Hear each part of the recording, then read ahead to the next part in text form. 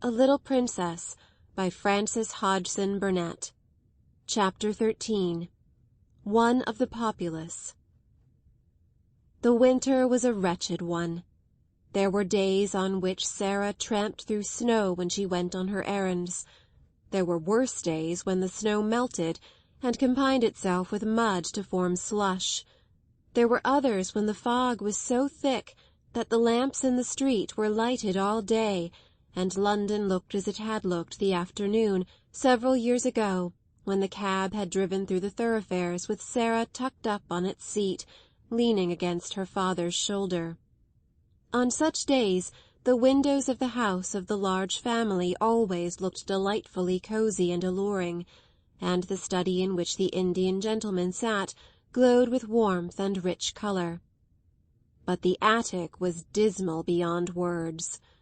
There were no longer sunsets or sunrises to look at, and scarcely ever any stars, it seemed to Sarah. The clouds hung low over the skylight, and were either grey or mud-colour, or dropping heavy rain.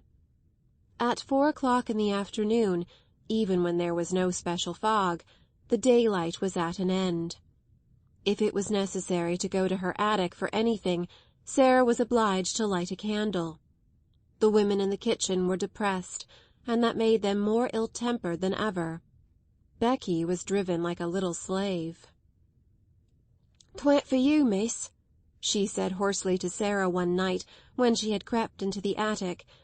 "'Twa'n't for you, and the Bastille, and being the prisoner in the next cell. I should die. That there does seem real now, doesn't it? The missus is more like the head jailer every day she lives. I can just see them big keys you say she carries. The cook, she's like one of the under-jailers. Tell me some more, please, miss. Tell me about the subterranean passage we've dug under the walls." "I'll tell you something warmer," shivered Sarah. "Get your coverlet and wrap it round you, and I'll get mine, and we will huddle close together on the bed, and I'll tell you about the tropical forest where the Indian gentleman's monkey used to live. When I see him sitting on the table near the window and looking out into the street with that mournful expression, I always feel sure he is thinking about the tropical forest where he used to swing by his tail from coconut trees. I wonder who caught him, and if he left a family behind who had depended on him for coconuts." "That is warmer, miss," said Becky gratefully. "But some days even the Bastille is sort of eaten when he gets to telling about it." "That is because it makes you think of something else," said Sarah, wrapping the coverlet round her until only her small dark face was to be seen looking out of it. "I've noticed this. What you have to do with your mind when your body is miserable is to make it think of something else." "Can you do it, miss?" faltered Becky, regarding her with admiring eyes. Sarah knitted her brows a moment. "Sometimes I can, and sometimes I can't," she said stoutly. "But when I can, I'm all right. And what I believe is that we always could, if we practiced enough. I've been practicing a good deal lately, and it's beginning to be easier than it used to be. When things are horrible, just horrible, I think as hard as ever I can of being a princess. I say to myself, I am a princess, and I am a fairy one, and because I am a fairy nothing can hurt me or make me uncomfortable. You don't know how it makes you forget," with a laugh. She had many opportunities of making her mind think of something else, and many opportunities of proving to herself whether or not she was a princess. But one of the strongest tests she was ever put to came on a certain dreadful day, which, she often thought afterward, would never quite fade out of her memory, even in the years to come. For several days it had rained continuously. The streets were chilly and sloppy and full of dreary, cold mist.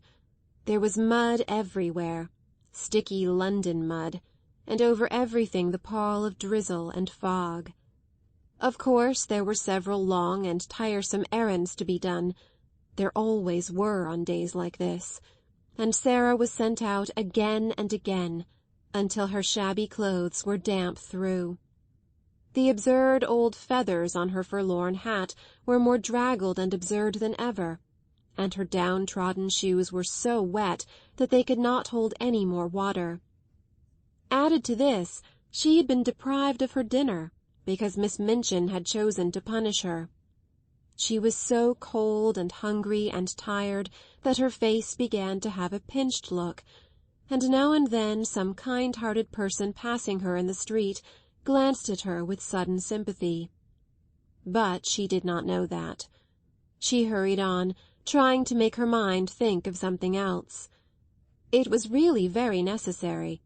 Her way of doing it was to pretend and suppose with all the strength that was left in her.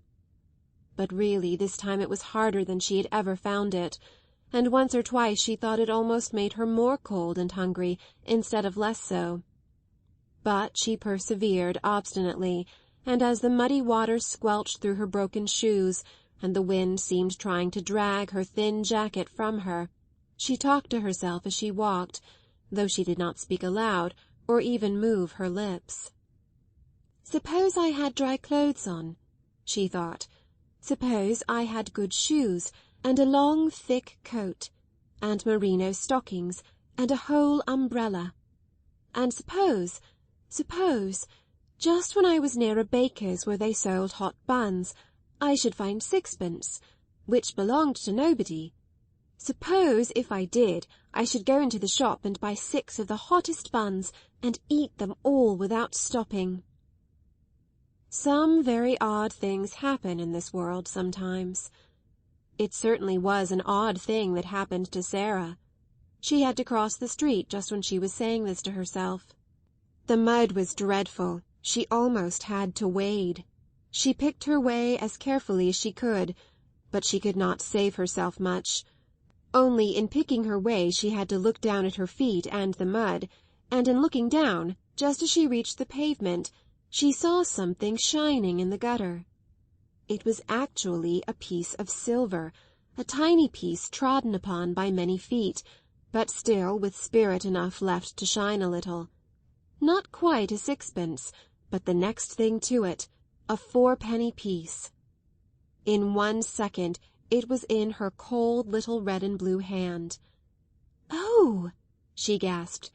"It is true! It is true!" And then, if you will believe me, she looked straight at the shop directly facing her. And it was a baker's shop, and a cheerful, stout, motherly woman with rosy cheeks was putting into the window a tray of deliciously newly baked hot buns, fresh from the oven, large, plump, shiny buns, with currants in them. It almost made Sarah feel faint for a few seconds, the shock and the sight of the buns, and the delightful odours of warm bread floating up through the baker's cellar window. She knew she need not hesitate to use the little piece of money. It had evidently been lying in the mud for some time, and its owner was completely lost in the stream of passing people who crowded and jostled each other all day long. "But I'll go and ask the baker woman if she has lost anything," she said to herself, rather faintly. So she crossed the pavement and put her wet foot on the step. As she did so, she saw something that made her stop. It was a little figure, more forlorn even than herself, a little figure which was not much more than a bundle of rags, from which small, bare, red, muddy feet peeped out, only because the rags with which their owner was trying to cover them were not long enough. Above the rags appeared a shock-head of tangled hair, and a dirty face with big, hollow, hungry eyes. Sarah knew they were hungry eyes the moment she saw them, and she felt a sudden sympathy. "This," she said to herself with a little sigh, "is one of the populace, and she is hungrier than I am." The child, this one of the populace, stared up at Sarah, and shuffled herself aside a little, so as to give her room to pass. She was used to being made to give room to everybody. She knew that if a policeman chanced to see her, he would tell her to move on. Sarah clutched her little 4-penny piece and hesitated for a few seconds. Then she spoke to her. "Are you hungry?" she said. The child shuffled herself and her rags a little more. "Ain't I just?" she said in a hoarse voice. "Just ain't I?" "Haven't you had any dinner?" said Sarah. "No dinner," more hoarsely still, and with more shuffling. "Nor yet no breakfast, nor yet no supper, no nothing." "Since when?" asked Sarah. "Dunno. Never got nothing today, nowhere. I've axed and axed." Just to look at her made Sarah more hungry and faint. But those queer little thoughts were at work in her brain, and she was talking to herself, though she was sick at heart. "If I'm a princess," she was saying, "if I'm a princess, when they were poor and driven from their thrones, they always shared with the populace if they met one poorer and hungrier than themselves. They always shared. Buns are a penny each. If it had been sixpence I could have eaten 6. It won't be enough for either of us, but it will be better than nothing." "Wait a minute," she said to the beggar child. She went into the shop. It was warm and smelled deliciously. The woman was just going to put more hot buns into the window. "If you please," said Sarah, "have you lost 4pence, a silver 4pence?" And she held the forlorn little piece of money out to her.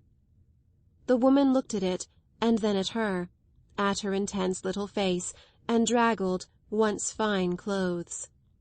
"Bless us, no," she answered. "Did you find it?"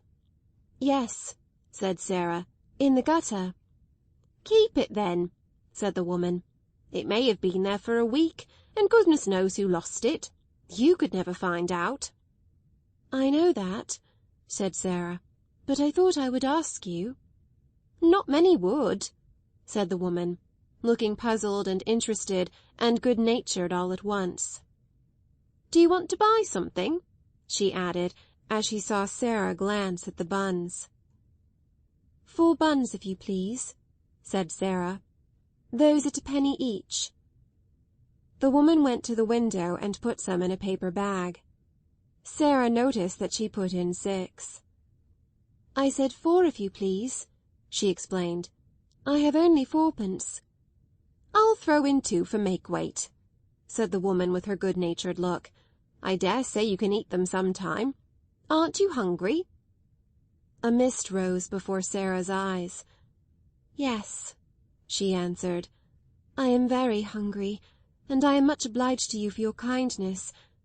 And," she was going to add, "there is a child outside who is hungrier than I am." But just at that moment 2 or 3 customers came in at once, and each one seemed in a hurry, so she could only thank the woman again and go out. The beggar girl was still huddled up in the corner of the step. She looked frightful in her wet and dirty rags.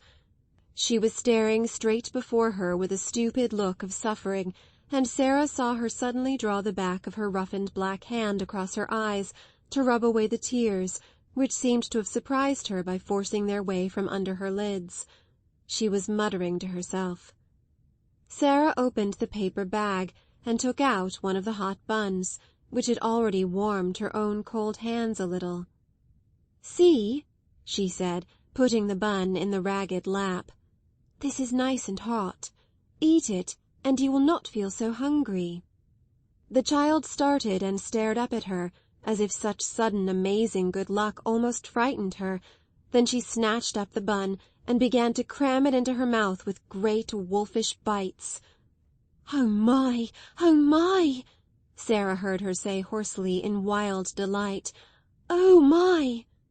Sarah took out 3 more buns and put them down. The sound in the hoarse, ravenous voice was awful. "She is hungrier than I am," she said to herself. "She's starving." But her hand trembled when she put down the 4th bun. "I'm not starving," she said, and she put down the 5th. The little ravening London savage was still snatching and devouring when she had turned away. She was too ravenous to give any thanks, even if she had ever been taught politeness, which she had not. She was only a poor little wild animal. "Good-bye," said Sarah. When she reached the other side of the street, she looked back. The child had a bun in each hand, and had stopped in the middle of a bite to watch her. Sarah gave her a little nod, and the child, after another stare, a curious lingering stare, jerked her shaggy head in response. Until Sarah was out of sight, she did not take another bite, or even finish the one she had begun. At that moment the baker-woman looked out of her shop window. "Well, I never!" she exclaimed. "If that young un hasn't given her buns to a beggar-child! It wasn't because she didn't want them, neither. Well, well, she looked hungry enough. I'd give something to know what she did it for." She stood behind her window for a few moments and pondered. Then her curiosity got the better of her. She went to the door and spoke to the beggar-child. "Who gave you those buns?" she asked her. The child nodded her head towards Sarah's vanishing figure. "What did she say?" inquired the woman. "Asked me if I was hungry," replied the hoarse voice. "What did you say?" "Said I was just." "And then she came in and got the buns and gave them to you, did she?" The child nodded. "How many?" "5." The woman thought it over. "Left just one for herself," she said in a low voice. "And she could have eaten the whole 6. I saw it in her eyes." She looked after the little draggled, far-away figure and felt more disturbed in her usually comfortable mind than she had felt for many a day. "I wish she hadn't gone so quick," she said. "I'm blessed if she shouldn't have had a dozen." Then she turned to the child. "Are you hungry yet?" she said. "I'm allus hungry," was the answer, "but 'tain't as bad as it was." "Come in here," said the woman, and she held open the shop door. The child got up and shuffled in. To be invited into a warm place full of bread seemed an incredible thing. She did not know what was going to happen. She did not care even. "Get yourself warm," said the woman, pointing to a fire in the tiny back room. "And look here, when you are hard up for a bit of bread, you can come in here and ask for it. I'm blessed if I won't give it to you, for that young one's sake." Sarah found some comfort in her remaining bun. At all events it was very hot, and it was better than nothing. As she walked along she broke off small pieces and ate them slowly to make them last longer. "Suppose it was a magic bun," she said, "and a bite was as much as a whole dinner. I should be overeating myself if I went on like this." It was dark when she reached the square where the Select Seminary was situated. The lights in the houses were all lighted. The blinds were not yet drawn in the windows of the room where she nearly always caught glimpses of members of the Large family. Frequently at this hour she could see the gentleman she called Mr. Montmorency sitting in a big chair, with a small swarm round him, talking, laughing, perching on the arms of his seat, or on his knees, or leaning against them. This evening the swarm was about him, but he was not seated. On the contrary, there was a good deal of excitement going on. It was evident that a journey was to be taken, and it was Mr. Montmorency who was to take it. A brougham stood before the door, and a big portmanteau had been strapped upon it. The children were dancing about, chattering and hanging on to their father. The pretty rosy mother was standing near him, talking as if she was asking final questions. Sarah paused a moment to see the little ones lifted up and kissed, and the bigger ones bent over and kissed also. "I wonder if he will stay away long," she thought. "The portmanteau is rather big. Oh dear, how they will miss him! I shall miss him myself, even though he doesn't know I am alive." When the door opened she moved away, remembering the sixpence, but she saw the traveller come out and stand against the background of the warmly lighted hall, the older children still hovering about him. "Will Moscow be covered with snow?" said the little girl Janet. "Will there be ice everywhere?" "Shall you drive in a drosky?" cried another. "Shall you see the Tsar?" "I will write and tell you all about it," he answered, laughing. "And I will send you pictures of muziks and things. Run into the house. It is a hideous damp night. I would rather stay with you than go to Moscow. Good night. Good night, duckies. God bless you." And he ran down the steps and jumped into the brougham. "If you find the little girl, give her our love," shouted Guy Clarence, jumping up and down on the doormat. Then they went in and shut the door. "Did you see?" said Janet to Norah, as they went back to the room. "The little girl who was not a beggar was passing. She looked all cold and wet, and I saw her turn her head over her shoulder and look at us. Mamma says her clothes always look as if they had been given her by someone who was quite rich, someone who only let her have them because they were too shabby to wear. The people at the school always send her out on errands on the horridest days and nights there are." Sarah crossed the square to Miss Minchin's area steps, feeling faint and shaky. "I wonder who the little girl is," she thought. "The little girl he is going to look for." And she went down the area steps, lugging her basket and finding it very heavy indeed, as the father of the large family drove quickly on his way to the station to take the train which was to carry him to Moscow, where he was to make his best efforts to search for the lost little daughter of Captain Crewe. End of chapter 13.